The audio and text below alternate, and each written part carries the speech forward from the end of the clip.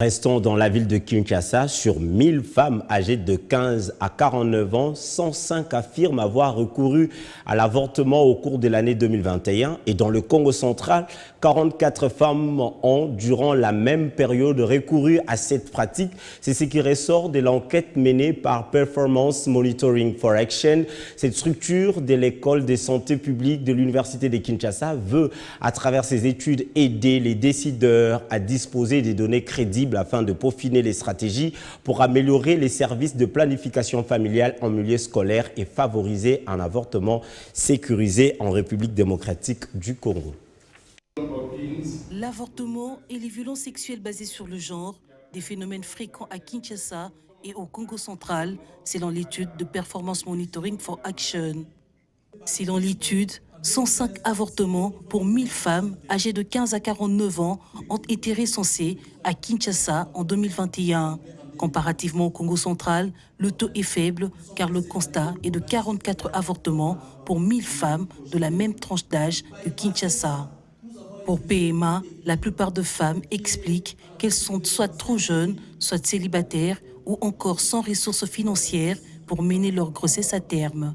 Ceux qui recourent à l'avortement à Kinshasa, ils utilisent les méthodes chirurgicales, mais aussi les méthodes médicamenteuses telles que les misoprostol, Mifepac. Mais au Congo central, c'est plus les Mifepac et les misoprostol qui est utilisé, suivi de la chirurgie. Curieusement, au Congo central, une bonne partie utilise encore les méthodes traditionnelles, alors qu'à Kinshasa, les méthodes traditionnelles sont de plus en plus abandonnées. Nous pouvons aussi retenir qu'il y a une faible proportion de formations sanitaires qui sont bien préparées pour donner les soins sécurisés d'avortement. Le deuxième module s'est appesanti sur les violences basées sur le genre.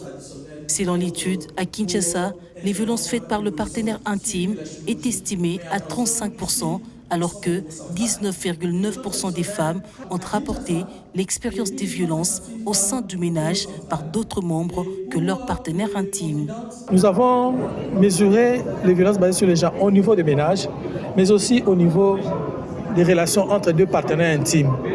Et à Kinshasa, nous pouvons retenir qu'une femme sur 5 a expérimenté le phénomène de violence au niveau domestique. Et au Congo central, 15% des femmes ont expérimenté les violences au niveau domestique. Nos défis sont énormes pour atteindre les objectifs de développement durable en 2030 par rapport à la réduction des décès maternels et infantiles. Ensemble, donc, nous devons y arriver, d'où la nécessité de la conjonction de nos efforts à tous. Et au Congo central, 29,7% sont victimes des violences entre partenaires intimes et 15% au sein du ménage.